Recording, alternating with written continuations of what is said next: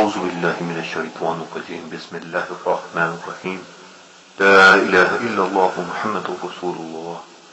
اللہ ہی ہے جو عبادت کے لائق ہے، وہ زندہ اور قائم دائم ہے، نہ اسے اونگ آتی ہے نہ نیند۔ اللہ ہی کا ہے جو کچھ آسمانوں میں ہے اور جو کچھ زمینوں میں ہے۔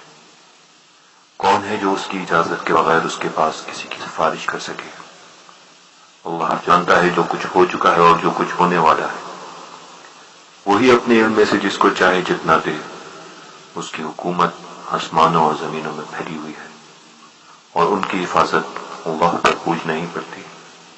وہ بہت بلند مرتبہ عزت والا ہے۔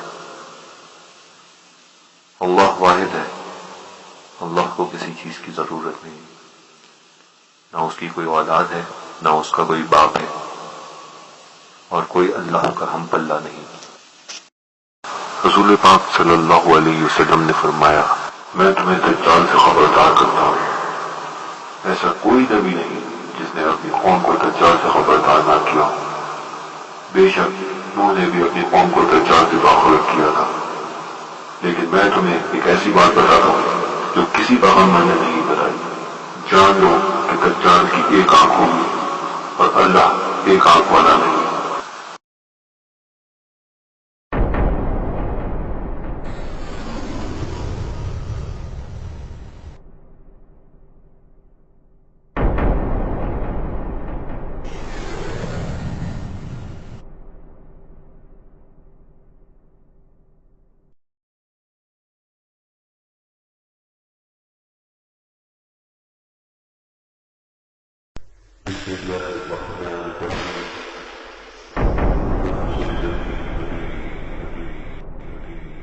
Milestone in Baghdad, nearly 1,400 Iraqi civilians were killed in May.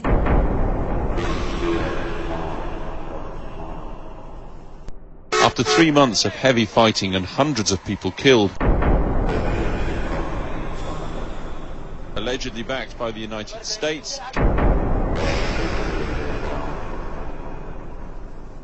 More deaths. Government in Somalia. the Islamic Courts movement patrolling in victory around the streets of Mogadishu. Their Black Hawk helicopters downed. Imposed Sharia law on Somalia. Clinton administration could not stomach this War against terror. as the Islamic threat. These Islamic militias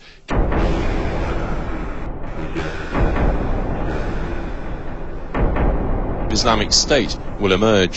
اب سے 3 سال پہلے میرے ایک دوست نے میری توجہ اس طرف دلائی کہ ایک آنکھ کو بہت زیادہ پروموٹ کیا جا رہا ہے، پرنٹ میڈیا ہو یا الیکٹرانک میڈیا، ایک آنکھ کی جھلک ہر طرف نظر آتی ہے، اور ایک تنظیم ہے فری میسنری جس کا نشان ہے ایک آنکھ۔ For hundreds of years, the Freemasons, the world's oldest secret society, have been suspected of plotting to take over America. Freemasons led the American Revolution and played critical roles in the Declaration of Independence, the Constitution, and the design of Washington, D.C. The untold story of the Freemasons in America reveals secret codes, patterns taken from the stars, murder, and a radically new picture of the nation's founding fathers. کئی 100 سالوں سے دنیا کی خفیہ تنظیم free masonry امریکہ اور دنیا پر حکمرانی کے منصوبے بنا رہی ہے۔ فری میسنری نے امریکی جنگ آزادی لڑی، اپنی آزادی کا اعلان کیا اور واشنگٹن ڈی سی کو ڈیزائن کیا۔ انہی لوگوں نے سمبلز کا استعمال شروع کیا، قتل کرائے، اور انہی کے لوگ امریکی قوم کے پاسبان بنے۔ The gathering cloud of suspicions has renewed interest in an old idea that the United States is somehow under the control of a powerful secret society. امریکہ ایک بین الاقوامی خفیہ تنظیم کے زیر اثر ہے، An apparently innocent جس کے 2 لاکھ سے زیادہ ممبر ابھی امریکہ میں موجود ہیں، in the United جن کو States, فری میسن کہتے ہیں۔ the Freemasons. فری میسنری کے اندر کلوز ہیں جن کو ڈھونڈنا پڑتا ہے۔ جب میں نے فری میسنری کو انٹرنیٹ پر سرچ کیا تو ایسی حقیقتیں سامنے آئیں جو کسی بھی صاحب ایمان کے رونگٹے کھڑے کر دینے کے لیے کافی ہے۔ یہ حقیقتیں جاننے کے بعد آپ کا خبر دیکھنے کا زاویہ ہی بدل جائے گا۔ سب سے اہم چیز جو نظر آئی وہ تھا ڈالر. ڈالر کے اوپر فری میسنری کا نشان. آئیے ذرا ڈالر کا بغور جائزہ لینا شروع کریں.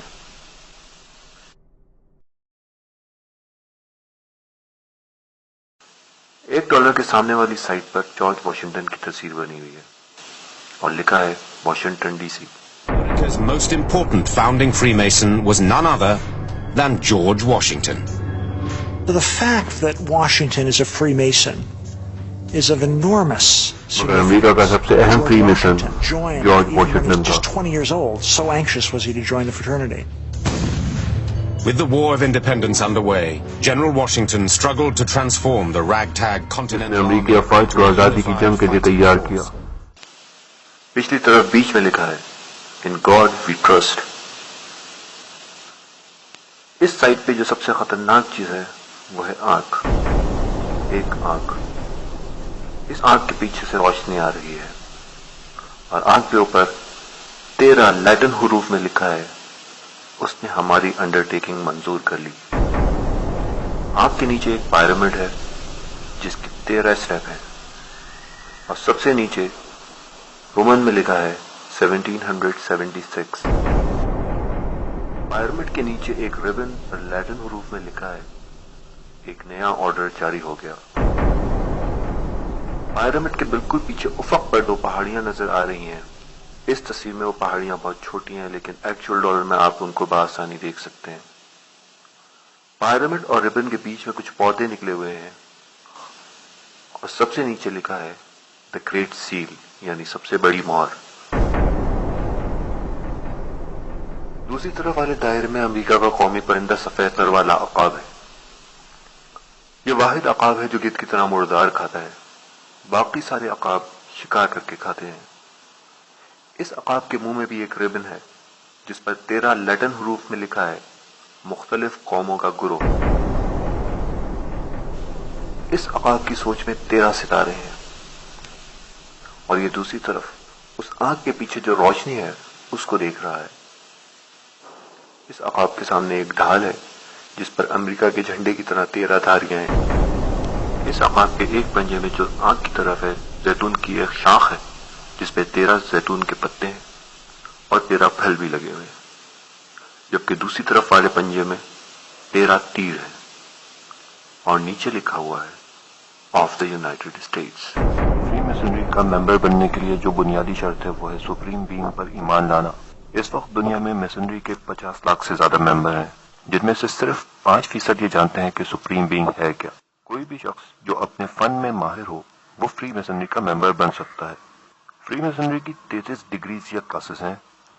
جو شخص جس ڈگری یا کلاس میں ہوتا ہے اس کو اسی ڈگری یا کلاس کی کتابیں بھی دی جاتی ہیں اور کوئی بھی انٹرنیٹ پر آن لائن اس شرط پر وہ پڑھ بھی سکتا ہے کہ وہ اپنے ممبر ہونے کا ثبوت دے. دنیا کی سب سے پرانی اس خفیہ تنظیم پر بہت سے ملکوں میں پابندی بھی ہے جیسا کہ پاکستان. مگر پھر بھی اس کی ایک بہت بڑی نشانی کراچی کا ٹاور اس کے کبھی یہاں ہونے کا ثبوت ہے. میسنری کی کتابوں میں بہت سی باتیں میسنز کو مس گائیڈ کرنے کے لیے بھی کہی جاتی ہیں. سارے کلوز آپس میں الجھے ہوئے ہیں. ڈالر ایک چابی ہے. جو جتنا میسنری سپریم بینگ اور ان کلوز کو سمجھتا جاتا ہے اوپر کی ڈگری یا کلاس میں پروموٹ ہوتا جاتا ہے. عقاب کے خیالی ستاروں کو جوڑنے پر ڈیمن ٹریپ بن گیا. اس کو یہودی اسٹار آف ڈیوڈ بھی کہتے ہیں. یہی نشان اسرائیل کے پرچم پر بھی نظر آتا ہے جبکہ میسنری کا نشان اسرائیلی سپریم کورٹ کی بلڈنگ پر بھی نظر آتا ہے. اس سے یہ بات تو واضح ہو گئی کہ اس تنظیم کے پیچھے یہودیوں کا ہی ہاتھ ہے. آخر یہ یہودی کون ہے, ان کی کیا تاریخ ہے اور ان کا کیا ایمان ہے؟ We will face the terrorists in the streets of our own cities. We can decide to stop fighting the terrorists in Iraq and other parts of the world, but they will not decide to stop fighting us. General John Abizaid, our top commander in the Middle East region, recently put it this way: if we leave, they will follow us. And he is right. The security of the civilized world depends on victory in the war on terror, and that depends on victory in Iraq. So the United States of America will not leave until victory is achieved. It's one of the most shocking crimes alleged to have been carried out by US troops in Iraq. One of 4 American soldiers accused of raping a 14-year-old Iraqi girl, James Barker, admitted to taking part in the attack. The BBC's Jane Peel was at the hearing at a US military base in Baghdad. This is the scene of one of the most shocking crimes alleged to have been carried out by American soldiers in Iraq. Based on evidence given at the hearing, one afternoon in March, 4 soldiers walked through the trees and approached this house. Here, according to specialist James Barker's statement, he and another soldier took it in turns to rape the 14-year-old girl. In another room, the girl's parents and 5-year-old sister were shot dead.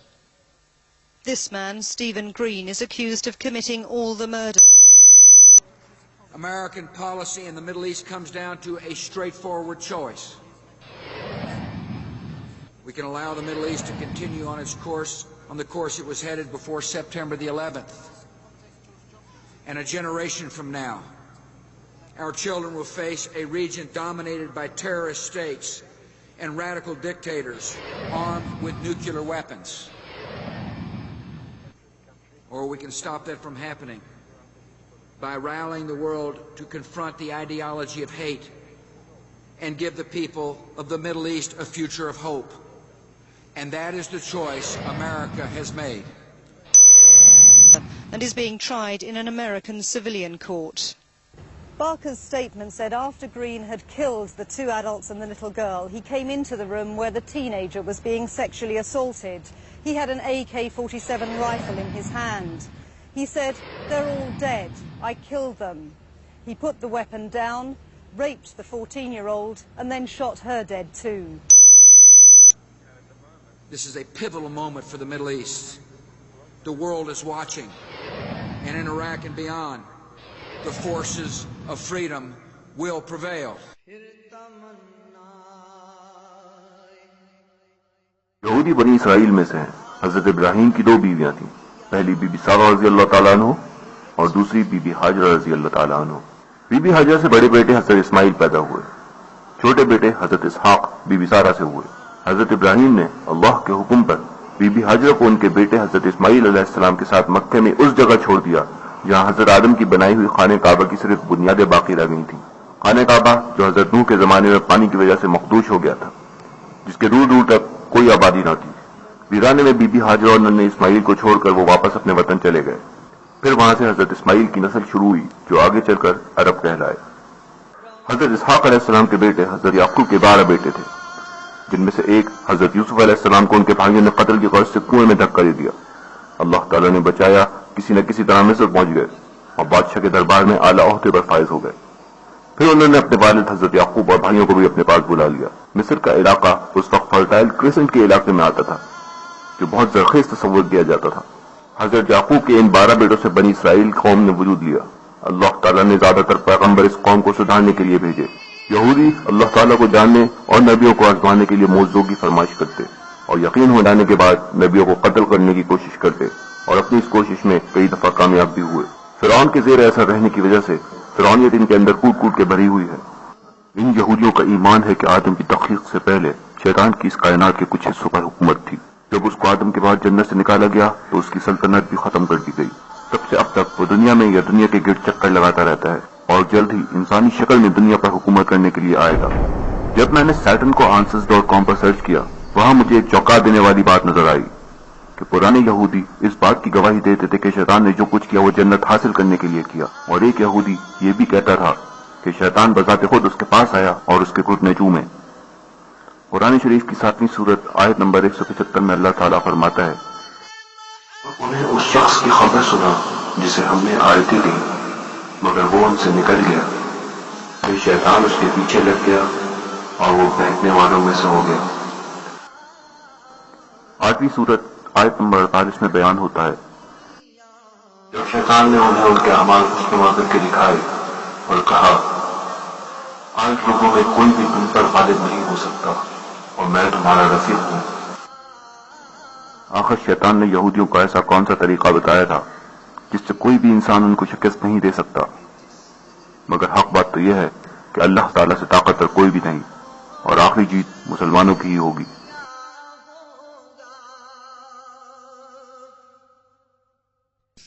What is the Greek word there when the first time the word God occurs?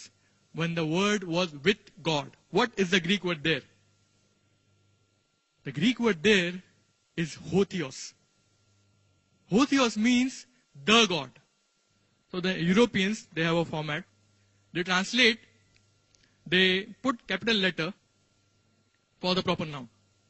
And they put small letter for the common noun. So here they put a capital G for God. So no problem.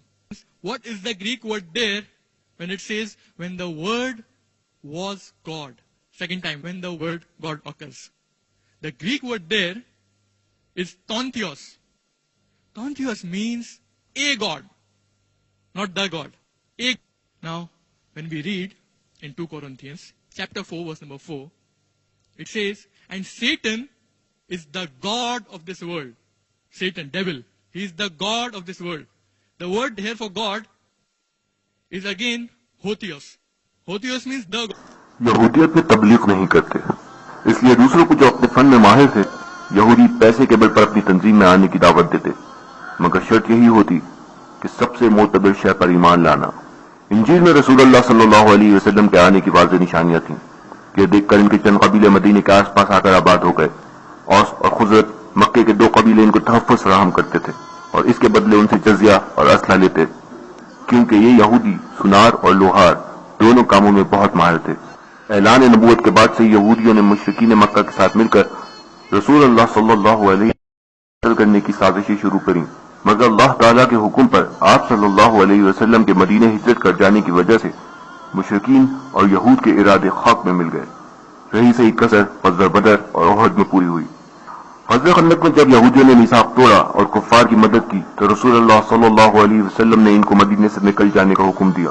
فتح خیبر کے موقع پر کافی یہودی مارے گئے، اور جب اللہ تعالیٰ کے حکم پر ان کو جزیرہ نما عرب سے نکال دینے کا حکم ملا تو کچھ تو بھاگ گئے اور کچھ روپوش ہو گئے۔ حضرت عمر کے زمانے میں ان کی جان پر بند آئی تو یہ جنوبی یورپ کے علاقے میں جا کر آباد ہو گئے۔ اسپین کے بادشاہ نے ان کو چوٹی کی نوک پر رکھا، اور جب 912 عیسوی میں عبد الرحمن سوئم اور اس کے بیٹے الحکم دوم نے اسپین پر قبضہ کیا تو ان کا سنہری دور شروع ہوا۔ 912 سے 976 عیسوی تک یہودی سائنس، تجارت، ریشم، پیسے اور غلاموں کی تجارت میں ملوث رہے اور اپنی طاقت بڑھائی۔ اسلام اور عیسائیت میں سود حرام ہونے کی وجہ سے یہ لوگ پیسے کے کاروبار پر حاوی رہے۔ سنہ عیسوی 1066 میں صلیبی جنگوں کے زمانے میں یہ یورپ جا کر آباد ہو گئے اور اپنی تنظیم کو مزید مضبوط کرتے رہے۔ سنہ عیسوی 1136 میں انہی لوگوں نے عیسائیت کا لبادہ اوڑھ کر رسول پاک صلی اللہ علیہ وسلم کے جسم مبارک کو حاصل کرنے کی کوشش کی، جس کی بشارت نور الدین زنگی کو رسول پاک صلی اللہ علیہ وسلم نے خود خواب میں دی۔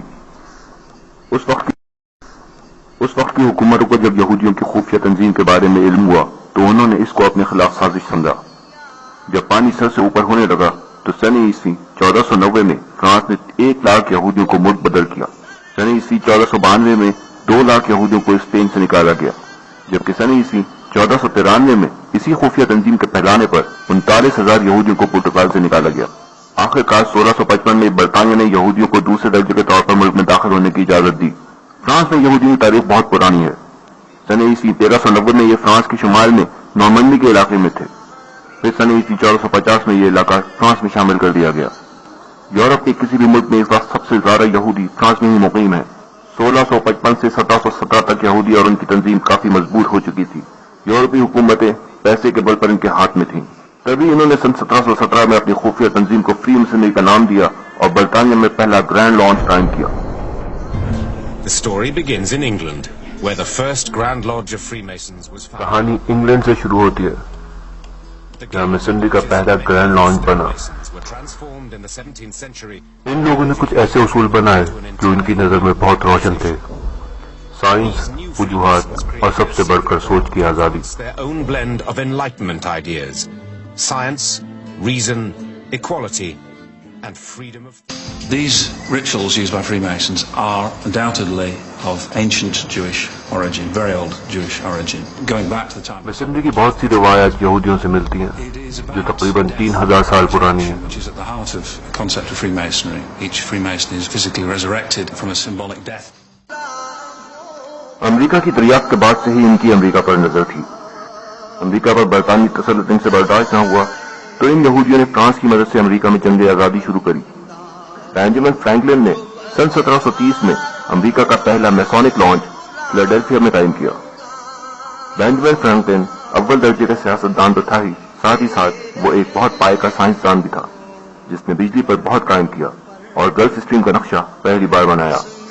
بینجامن فرینکلن امریکن ریولیوشن کے لیے امداد لینے فرانس گیا جہاں کے یہودیوں نے اس کو قرضے فراہم کیے اور ساتھ ہی ساتھ عسکری امداد بھی دی.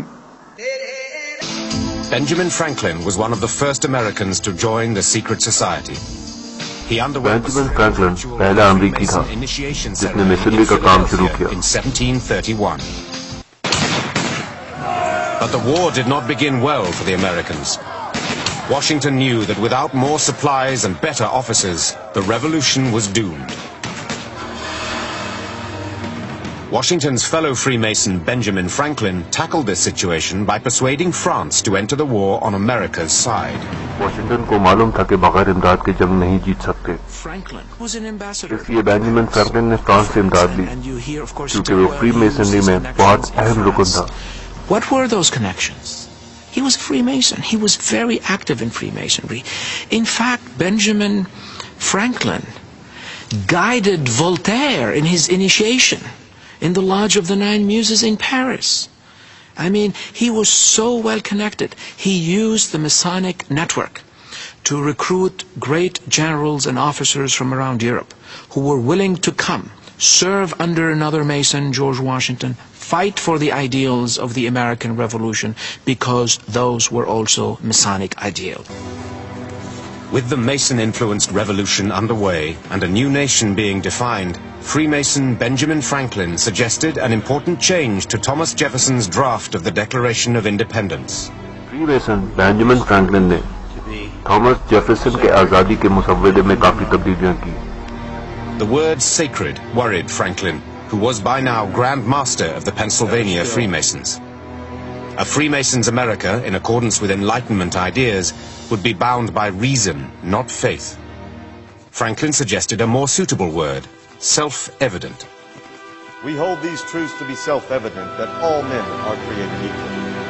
The Declaration of Independence is part of the same intellectual world as early Freemasonry. It's a world where God still exists, but you don't emphasize the specific things that divide you about religion. Of divine providence. These individuals were not primarily Christians in their belief system. They saw themselves as Christians in a very broad. یہ لوگ Christians جتنے ضرور تھے مگر تھے نہیں. یہ خدا کی بات نہیں کرتے. They talked about belief in man and the importance of doing good works in this life, on this earth. They talked about tolerance, progress, the need for men to band together to change society. Of the 56 men to sign the Declaration of Independence, 9 were openly Freemasons, the presiding officer John Hancock. The presiding officer John Hancock بھی But شامل تھا. America's most important founding Freemason was none other than George Washington. امریکہ میں جنگ آزادی جیتتے ہی یہودی بہت مضبوط ہو گئے. سن عیسوی 1781 میں بینجامن فرینکلن نے برطانوی حکومت سے امن معاہدہ کیا. امریکہ کے ہاتھ میں آتے ہی یہودیوں نے 1787 میں فرانس میں انقلاب شروع کرا دیا. پھر نیپولین کو جو سن عیسوی 1798 میں یو ایس اے فلیڈیلفیا میں رجسٹرڈ میسن تھا آزادی فرانس کے لیے بلایا اور آخر کار 1799 میں نیپولین نے فرانس کا تختہ پلٹ دیا اور یہودیوں کو مذہبی آزادی دی اور 1804 میں یہودی عورت سے شادی بھی کر لی. یہودیوں کی گرفت امریکہ پر مضبوط ہو چکی تھی. ادھر یورپ میں 1807 میں جب نیپولین کی حکومت پرتگال سے اٹلی تک پھیل گئی تو یہودی مضبوط سے مضبوط ہوتے چلے گئے. 1933 میں ادھر جرمنی میں ہٹلر نے یہودیوں کی بڑھتی ہوئی طاقت اور ان کی شیطانی تنظیم کے بڑھتے ہوئے اثرات کو بھاپتے ہوئے ان پر سختی کرنا شروع کری اور یہ نتیجہ نکالا کہ ان کو مار دیا جائے. جنگ عظیم 2 میں ہٹلر نے ان یہودیوں کے لیے ڈیتھ کیمپ بنوائے اور تقریباً 6 لاکھ یہودیوں کو مروا دیا. یہ یہودیوں کی تاریخ میں سب سے بڑی تباہی ثابت ہوئی. 1935 میں ڈالر کا موجودہ نوٹ جاری کر کے یہودیوں نے دنیا میں اپنی برتری ظاہر کرنے کے ساتھ ساتھ ایک نیا آرڈر جاری کیا جس کو نیو ورلڈ آرڈر بھی کہا جاتا ہے. ہٹلر نے ڈنمارک پر بھی قبضہ کر لیا مگر بادشاہت وہی برقرار رکھی. ہٹلر نے ڈنمارک کے بادشاہ کو حکم دیا کہ یہودیوں کو ڈنمارک سے نکال دیا جائے مگر بادشاہ اس بات سے راضی نہ تھا. پھر بھی یہودیوں کو سویڈن بھیج دیا. اس کے بعد ہٹلر نے حکم دیا کہ ڈنمارک میں جتنے یہودی ہیں وہ یلو اسٹار پہنے. یہ ایک ایسا بیچ تھا جس پہ پیلے رنگ کا ستارہ بنا تھا جس کے 6 کونے تھے. اور یہیں سے یہ یہودیوں کا نشان بنا. ڈنمارک کے بادشاہ نے یہودیوں کو سپورٹ کیا اور سب سے پہلے یلو اسٹار اسی نے پہنا اور حکم دیا کہ سب لوگ وہی اسٹار پہنے تاکہ یہودیوں کو پہچانا نہ جا سکے. یاد رہے یہ وہی ڈنمارک ہے جہاں سے ستمبر 2005 میں کارٹون شائع ہوئے جنہوں نے پوری مسلم دنیا کو ہلا کر رکھ دیا. ہٹلر کی شکست اور جنگ عظیم دوم کے ختم ہوتے ہی ان یہودیوں کے زیر اثر 51 ممالک نے یونائٹڈ نیشن قائم کی. ان 51 ممالک میں وہ ملک بھی شامل تھے جہاں انگریزوں کی حکومت تھی، جیسے انڈیا جو اپنے آزاد ہونے سے پہلے ہی سن 1945 میں UN کا ممبر بن گیا تھا. یونائٹڈ نیشن کا مقصد یہودیوں کے شیطانی ورلڈ آرڈر کو دنیا پر رائج کرنا اور امن کے نام پر آزاد ملکوں میں اپنی فوجیں اتارنا ہے. نیو ورلڈ آرڈر کا جملہ پہلی بار امریکن پریزیڈنٹ وڈرو ولسن نے پہلی جنگ عظیم کے دوران استعمال کیا اور یونائٹڈ نیشن کے ذریعے دوسری جنگ عظیم کے بعد اس کو تقویت ملی. اس شیطانی حکم نامے کے سامنے دو قوتیں تھیں، ایک روس اور دوسری مسلمان. اس کا حل یہودیوں نے نیٹو قائم کرتے بنایا. نیٹو ایک ایسی آرگنائزیشن ہے جو خالصتاً یہودیوں کے مفاد کے لیے ہے، جس میں مغربی یورپ، امریکہ اور کینیڈا شامل ہے. یونائٹڈ نیشن اور نیٹو کے بنتے ہی یہودیوں نے فلسطین کے علاقے میں اپنا ملک اسرائیل بنایا. اسرائیل وہ واحد ملک ہے جس کی کوئی سرحدیں نہیں. اسرائیل کے فیوچر میپ میں جو سرحدیں دکھائی گئی ہیں ان میں پورا جزیرہ نما عرب شامل ہے. امریکہ کی 231 سالہ جمہوریت میں اب تک جتنے بھی پریزیڈنٹ آئے ان میں سے 27 کنفرم نیشن تھے، جبکہ 6 ایلومیناٹی کے ممبر تھے جو فری میسنری کی ہائر برانچ ہے، اور 2 ایسے تھے جو فری میسنری اور ایلومیناٹی دونوں کے ممبر تھے. 70 کی دہائی میں روس نے افغانستان پر حملہ کیا. یہودی روس کو پہلے ختم کرنا چاہتے تھے، شاید اس لیے کہ مسلمان طاقت میں روس سے کم تھے اور ان کو بعد میں آسانی سے ختم کیا جا سکتا تھا. انہی یہودیوں نے مسلمانوں کی پاکستان کے ذریعے مدد کی اور بالآخر میں اللہ تعالیٰ نے مسلمانوں کو فتح دی اور 1992 میں افغانستان میں آزاد اسلامی حکومت وجود میں آئی. یہودیوں نے مسلمانوں کو ختم کرنے کا کام شروع کیا اور سن 1995 میں $20 کا نیا نوٹ جاری کیا. ایک خاص طریقے سے اس ڈالر کو فولڈ کریں تو آپ دیکھیں گے کہ ٹوئن ٹاورز تباہ ہو رہے ہیں.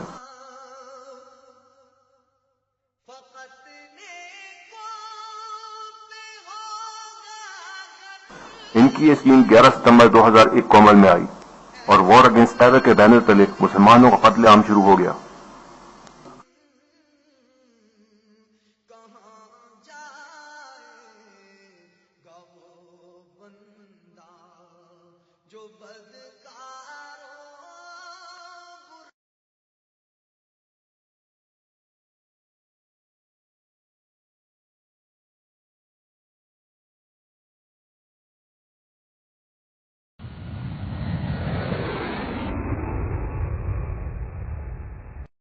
دجال کے ذاتی طور پر ظاہر ہونے سے پہلے اس کا ایک نظام یا سسٹم دنیا پر رائج کیا جائے گا. یقیناً یہ سسٹم وہی لوگ رائج کریں گے جو اس کے آنے کے انتظار میں ہیں، یعنی یہود اور ان کے حواری. بخاری شریف میں حضرت عبداللہ رضی اللہ تعالیٰ عنہ سے روایت ہے کہ رسول پاک صلی اللہ علیہ وسلم نے لوگوں کے سامنے مسیح دجال کے بارے میں بتایا کہ اللہ ایک آنکھ والا نہیں، جبکہ دجال سیدھی آنکھ سے اندھا ہوگا اور اس کی دوسری آنکھ ایسے باہر ہوگی جیسے انگور. اگر آپ اس آنکھ کو غور سے دیکھیں جو ڈالر پہ بنی ہے اور جو فری میسنری کا نشان بھی ہے تو یقیناً آپ اس بات کو نوٹ کریں گے کہ یہ آنکھ بھی الٹی آنکھ ہے.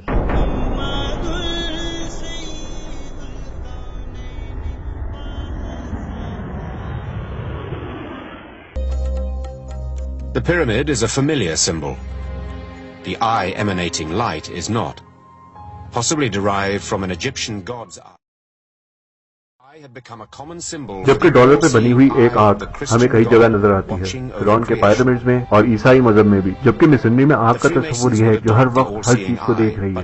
وہ چیز کیا ہے یہ کوئی نہیں جانتا. For America's founding fathers, the all-seeing eye was a way of acknowledging God without referring to a specific church. They have an all-seeing eye to suggest the notion that somehow, without a specific Christian God concept, someone, some being, some presence is overlooking the world.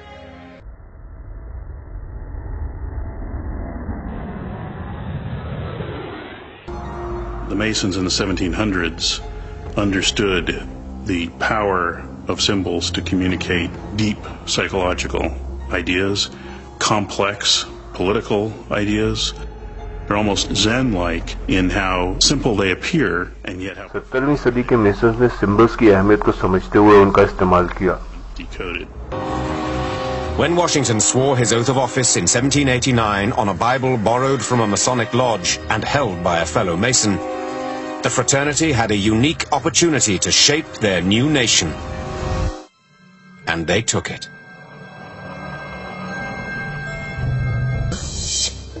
In the early days of the American Republic, President George Washington, a Freemason worshipful master, played a key role in designing the city that would bear his name. George Washington, he's intimately involved with his creation, a creation of this new capital city right near his home. Washington ने दारुल हुकूमत को design करने में अहम किरदार अदा किया। Washington ने दारुल हुकूमत का जो डिजाइन बनाया वो मुकम्मल तौर पर उसके मेसन होने के ख्यालात की अक्कासी करता है।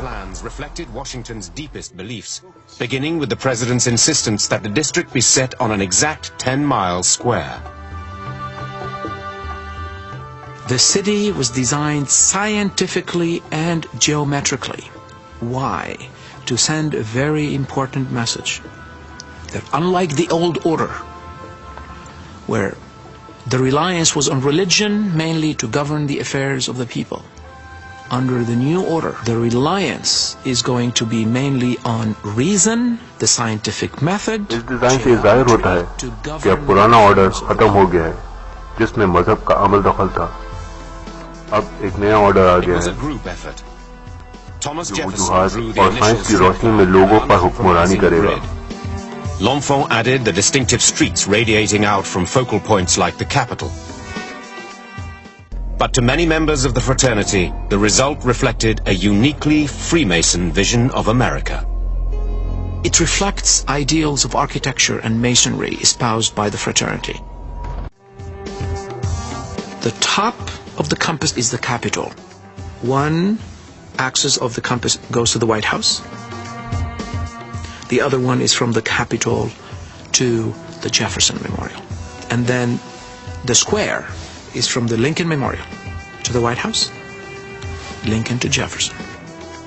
For this square and compass to be completed, the Jefferson Memorial needed to be where it is today. And you know, that part of the river was landfilled for about 6 years, from 1933 to 39, under Franklin Delano Roosevelt. Oops, happened to be a Mason, by the way, but I don't know.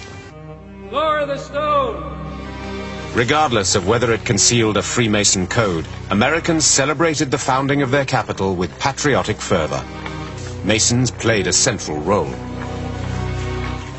In 1793, the Freemasons were asked to lay the cornerstone of the United States Capitol. Washington himself, dressed in his full Masonic regalia, performs a Masonic ritual which includes libations of corn, wine and oil. Now, maize is a Washington DC के संग बुनियाद रखते हुए masons ने मरकजी किरदार अदा किया। is a symbol of peace. इस तकरीब में जो लोग शरीक हुए उनमें जॉर्ज वॉशिंगटन सर-ए-फहरिस्त था, जबकि थॉमस जेफरसन ने कहा कि ये शहर दुनिया के लोगों के लिए एक मंदिर की हैसियत होगा। They are acting in some ways as sort of priests of this new nation. They are taking on a sacred function. So mote it be. So mote it be. For generations, people have speculated about whether there is a secret Freemason code hidden on the dollar bill. People will tell you that it was put there by the Freemasons, that there are secret words and anagrams. कई पुश्तों से लोग ये तस्वर करते हैं कि dollar के ऊपर कोई न कोई खुफिया पैगाम छुपा हुआ है। That 1776 is the year that the Illuminati of Bavaria was formed. यानी इसी 1776 जब इल्यूमिनाटी कायम की गई, दज्जाल का निशान एक आंख, जिनको देख के ये अंदाजा होता है कि फ्री मेसनरी ये ऐलान करना चाहते हैं कि अब हम इंचार्ज हैं इस दुनिया के। डॉलर पे बनी हुई तस्वीरें अमेरिकी सील से ली गई हैं, जिसके एक साइड पर अकाब बना हुआ है, जबकि पिछली साइड पर एक आंख बनी हुई है। The back features the mysterious pyramid and an all-seeing eye. The story of the Great Seal begins with a committee formed on the day the Declaration of Independence was signed, the 4th of July, 1776.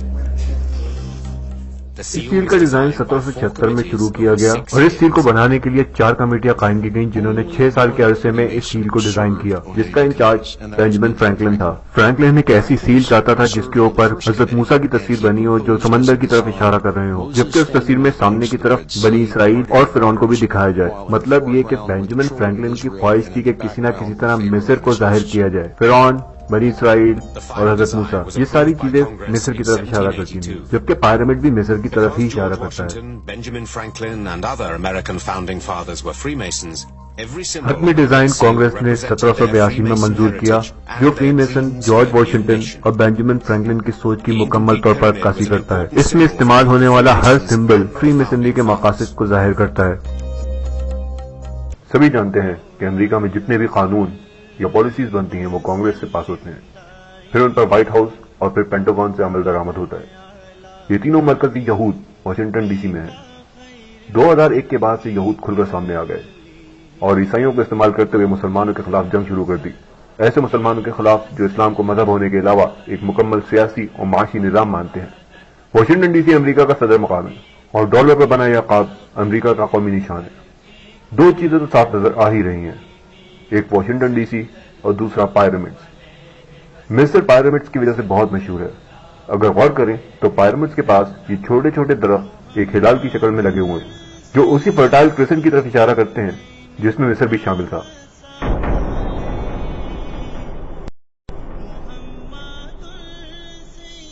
مغرب میں symbols بہت استعمال کیے جاتے ہیں۔ Symbols ایک طرح کے اشارے ہوتے ہیں، ویسے ان سمبلز کی تعداد بہت زیادہ ہے۔ symbols.com پر ہر سمبل کا مطلب تفصیل سے بتایا گیا ہے۔ ڈالر پر بنا یہ پیرامڈ اس سمبل سے ملتا ہے۔ اس کا مطلب hot and humid element of air ہے، یعنی ہوا کے اندر گرم اور نم عنصر۔ مصر کی آب و ہوا بالکل ایسی ہی ہے۔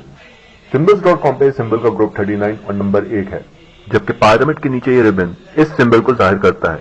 اس سمبل کا گروپ 20 اور نمبر 3 ہے، جس کے مطلب picturing the new or warming moon as seen in the Nile Valley، یعنی دریائے نیل کی وادی سے گھٹتے ہوئے چاند کا نظارہ۔ اس کے علاوہ پیرامڈ کے پیچھے 2 چھوٹی پہاڑیاں نظر آ رہی ہیں جو اس ماڈل میں بالکل واضح ہیں۔ اگر ہم دنیا کے نقشے پر واشنگٹن سے مصر کی طرف دیکھیں تو مصر کے عین پیچھے جو ملک ہمیں نظر آتا ہے وہ ہے سعودی عرب، اور جو شہر عین پیچھے ہیں وہ ہے مکہ معظمہ اور مدینہ منورہ۔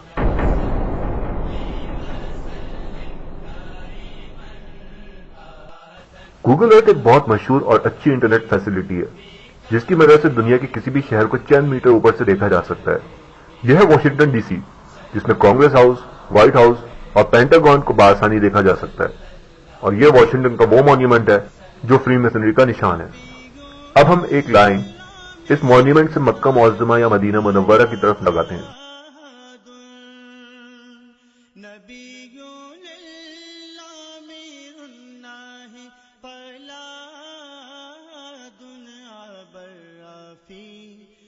ذرا غور کیجئے، یہ لائن بالکل اس علاقے کے اوپر سے گزر رہی ہے جہاں احرام مصر بنے ہوئے ہیں۔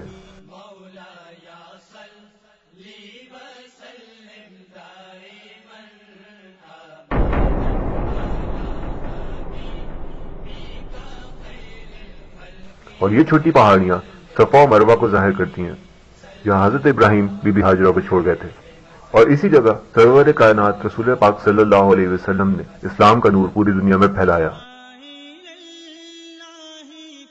اور یہی وہ روشنی ہے جس کو ڈالر میں بنا یہ عقاب دیکھ رہا ہے، جس کے خیال میں 13 ستارے ہیں۔ خیال کے یہ بادل اس سمبل کو ظاہر کرتے ہیں، جس کا مطلب ہولی لینڈ یا مذہبی جگہ ہے، جبکہ ان دائروں کے بیچ میں بنے یہ نشان اس سمبل کو ظاہر کرتے ہیں، جس کا مطلب سمندر ہے۔ symbols.com پہ اس کا گروپ 14 اور نمبر 1 ہے، جبکہ ستاروں کو جوڑنے پر یہ نشان بنتا ہے جو خاص یہودیوں کا نشان ہے، جس کو ڈیمن ٹریپ یا شیطان کا جال بھی کہا جاتا ہے۔ عقاب جس روشنی کو دیکھ رہا ہے دراصل ان ستاروں کے بیچ والا ستارہ ہے۔ اگر ہم 20 والے ستارے کو مکہ معظمہ اور مدینہ منورہ کے اوپر رکھیں اور اوپر والے ستاروں کا احرام مصر پر، تو ہمارے پاس 12 ایگزیکٹ لوکیشنز آ جاتی ہیں، جس میں مصر، عراق، کویت، اردن، عمان، عرب امارات، یمن، صومالیہ، ایتھوپیا اور سوڈان کے علاقے شامل ہیں۔ اور یہ ہے گریٹ اسرائیل جو عراق کے مسلمانوں کے ہاتھ سے چلے جانے کے بعد اب ان ناپاک یہودیوں کے ہاتھ میں ہے، جو اس وقت دنیا میں تیل کی پیداوار کے حساب سے دوسرے نمبر پر ہے، جہاں روزانہ 200 مسلمانوں کو شہید کیا جاتا ہے۔ اس وقت ان 12 جگہوں میں سے صرف سوڈان اور صومالیہ وہ ممالک ہیں جو پنجہ یہود سے کافی حد تک آزاد نظر آتے ہیں۔ یہود کی پوری کوشش ہے کہ کسی نہ کسی طرح سوڈان میں اقوام متحدہ کی فوج اتار دی جائے۔ 1995-96 میں صرف سعودی عرب میں 30,000 یہودی اور عیسائی فوجی تھے، جبکہ کویت میں BBC کے مطابق اس وقت تقریباً 5,200 فوجی ہیں، قطر میں 5,000، عمان میں کفریہ فوج کی تعداد بہت زیادہ ہو گئی ہے، یہاں امریکہ کے 4 فضائی اڈے ہیں۔ 90 کی دہائی میں یمن نے اپنا جزیرہ 100 قطر امریکی افواج کے حوالے کر دیا، جبکہ جزیرہ نما عرب میں یمن وہ واحد ملک ہے جہاں یہودیوں کی بڑی تعداد آباد ہے، اور اسی ملک سے ڈنمارک سے شائع ہونے والے کارٹونز بھی ایک اخبار سے شائع ہوئے۔ عدن کی بندرگاہ کے ساتھ ہی باب المندب ہے، یہ گویا خلیج احمر کا دروازہ ہے۔ خلافت عثمانیہ کے زمانے میں کسی غیر مسلم جہاز کو باب المندب سے آگے جانے کی اجازت نہ تھی، جبکہ آج کل یہ پوری بحری پٹی یہودیوں اور صلیبی عیسائیوں کے ہاتھ میں ہے، اور یہ کفریہ فوجی کسی بھی جہاز کو تلاشی لیے بغیر نہیں جانے دیتے۔ جبکہ اس خطے میں سب سے زیادہ کفریہ فوجی عراق میں ہیں، جن کی تعداد 1 لاکھ سے تجاوز کر گئی ہے۔ صومالیہ میں امریکی فوجیں بڑے غرور سے اتری تھیں، لیکن بدترین ذلت اور رسوائی سے نکلیں جب صومالیہ کے لوگوں نے ان ناپاک یہودی اور عیسائی فوجیوں کی لاشیں سڑکوں پر گھسیٹیں، تب انہوں نے پاکستانی فوج کو اپنی حفاظت کے لیے بلایا، صرف اس لیے کہ مجاہدین مسلمانوں پر گولی نہیں چلاتے۔ اسی لیے پاک فوج کے جوانوں نے امریکیوں کو صومالیوں سے نکلنے میں مدد دی۔ ایتھوپیا جیسے قحط زدہ ملک میں بھی امداد کے نام پر عیسائیت کی تبلیغ اور فوجی اڈے قائم کرنے کا مقصد اس علاقے میں اپنے قدم جمانا ہے۔ کسی بھی جگہ پر قبضہ کرنے کے لیے اس کو چاروں طرف سے گھیرنا ضروری ہے، اور یہی وہ منصوبہ ہے جو $1 کے نوٹ پر واضح ہے۔ شیطان کے پجاری یہودی اس کو عملی جامہ پہنانے میں 90% کامیاب ہو گئے ہیں۔ عقاب کے سنجے میں جو آگ کی طرف ہے زیتون کی شاخ ان لوگوں کے لیے امن کا نشان ہے جو اس شیطانی مقصد میں یہودیوں کے ساتھی ہیں، اور یہ تیر ان سچے مسلمانوں کے لیے ہیں جو ان کے خلاف جہاد میں مصروف ہیں۔ رسول پاک صلی اللہ علیہ وسلم کا ارشاد ہے، دجال اپنے ساتھ پانی اور آگ لائے گا، در حقیقت اس کا پانی آگ ہوگا اور آگ میں جنت کی ٹھنڈک ہوگی۔ آج مٹھی میں مسلمان مجاہدین ان کے سامنے سیسا پلائی دیوار کی طرح کھڑے ہیں۔ یہود اور ان کے حواری تمام تر وسائل اور جدید ترین اسلحے کے باوجود ڈرے ہوئے ہیں۔ یقین کیجئے مجاہدین صرف یہود و نصارہ کے لیے دہشت ہیں، مسلمانوں کے لیے نہیں۔ یہی زیتون کے 13 پتے ہمیں اقوام متحدہ کے نشان میں بھی نظر آتے ہیں، اور دنیا کے نقشے پر بنائے جال جس میں 33 خانے ہیں جو فری میسنری کی 33 ڈگریز کی طرف اشارہ کرتے ہیں۔ اقوام متحدہ کے اس نشان سے صاف ظاہر ہوتا ہے کہ اقوام متحدہ صرف یہودیوں کے مقاصد کے لیے کام کرتی ہے اور عیسائی ان کے ساتھی ہیں۔ جبکہ نیٹو کا یہ نشان جو symbols.com پہ گروپ نمبر 28 سمبل نمبر 21 ہے، جس کا مطلب ہائیسٹ گاڈ یعنی سب سے بڑا خدا، یہودیوں کے یہ 2 ادارے اس وقت مسلمانوں کے قتل عام میں سب سے آگے ہیں۔ آج کے مسلمان حکمران سینہ تان کے فخر کے ساتھ ان کے ساتھی ہونے کا اعلان کرتے ہیں، اور آنکھیں بند کیے اسی دجالی نشان کو کمانے کی فکر میں ہیں، اور بھول بیٹھے ہیں کہ موت کے آتے ہی کفار اور ان کے ساتھیوں کے ساتھ کیا سلوک ہوتا ہے۔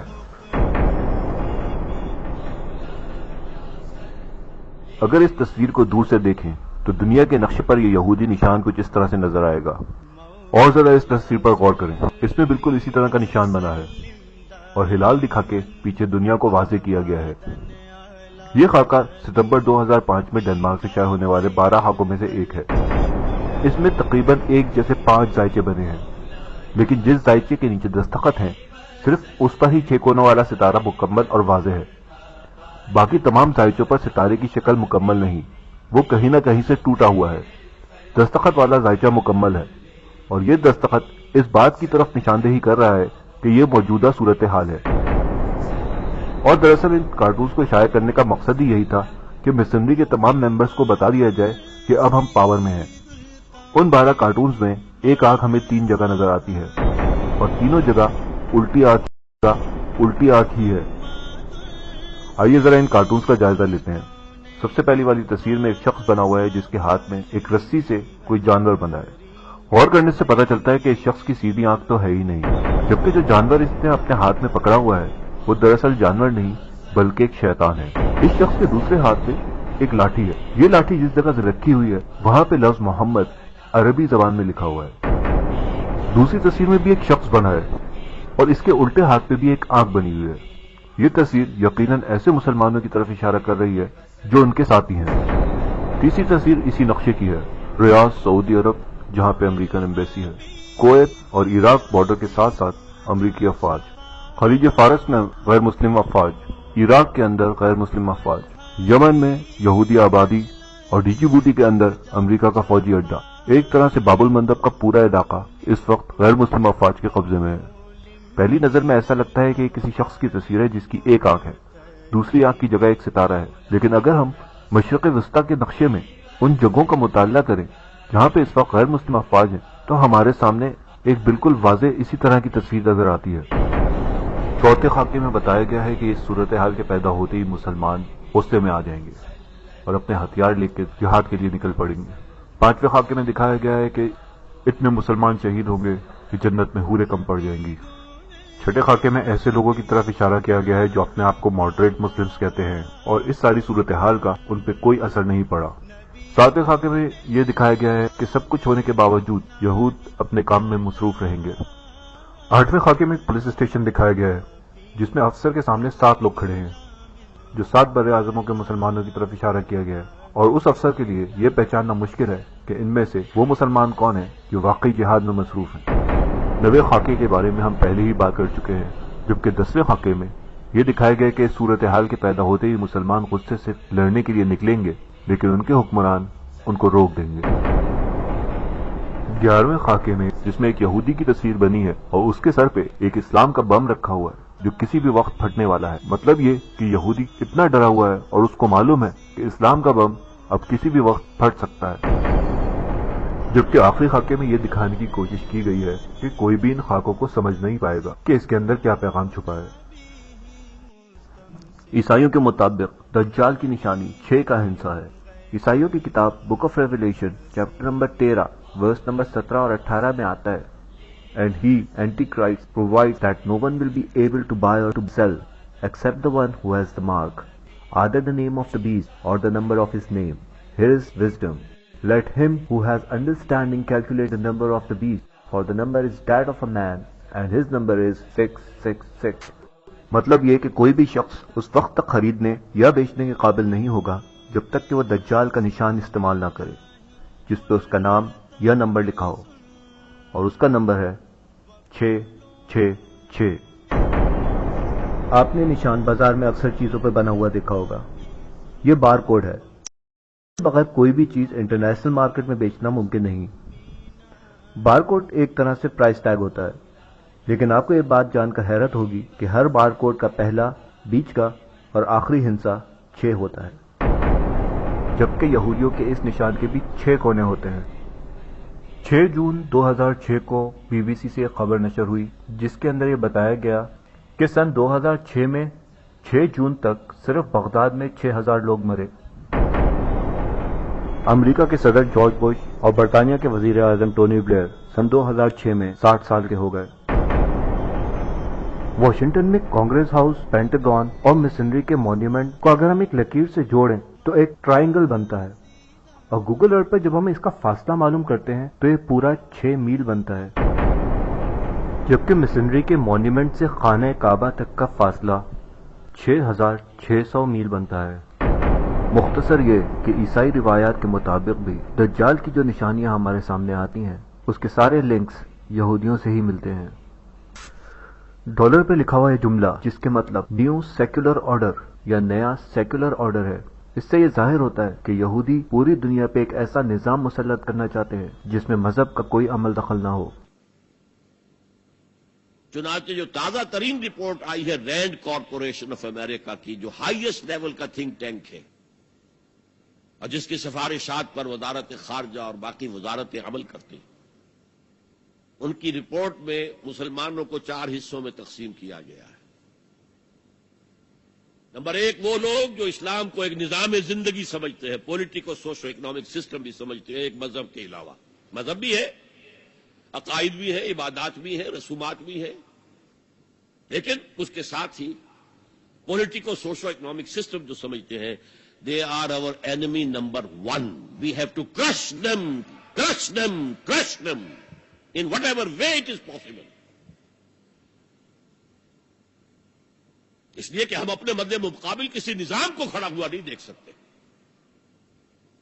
اور آپ سوچئے 40 برس جو کولڈ وار رہی وہ نظاموں کی جنگ تھی نا، اس میں مذہب کا تو کوئی سوال ہی نہیں تھا. ویسٹ میں بھی سب کے سب کیا تھے؟ عیسائی تھے. اور رشیا کے اندر کون تھے؟ USSR کی عظیم اکثریت کن پر مشتمل تھی؟ یہ چند مسلمان ممالک چھوڑ دیجئے، قازقستان وغیرہ، تو باقی تو سارا وہ عیسائی تھے نا. مذہب کا کوئی ایلیمنٹ نہیں تھا، ایلیمنٹ نظام کا تھا. ہمارا کیپٹلسٹک نظام اور یہ کمیونسٹ نظام اس کا چیلنج بن کر آ گیا ہے. نتھنگ ڈوئنگ، برداشت نہیں کریں گے. تو فنڈامنٹلسٹ کے بارے میں تو ان کی پہلے پالیسی ڈکلیئرڈ ہے. We have to crush them.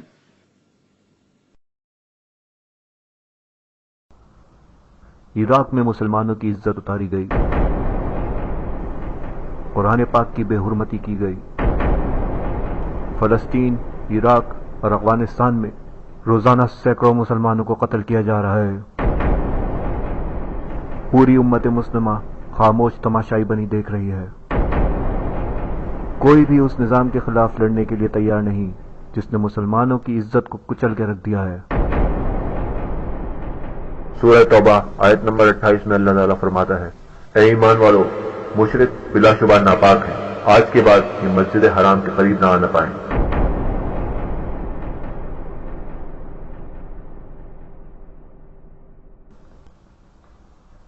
سوچئے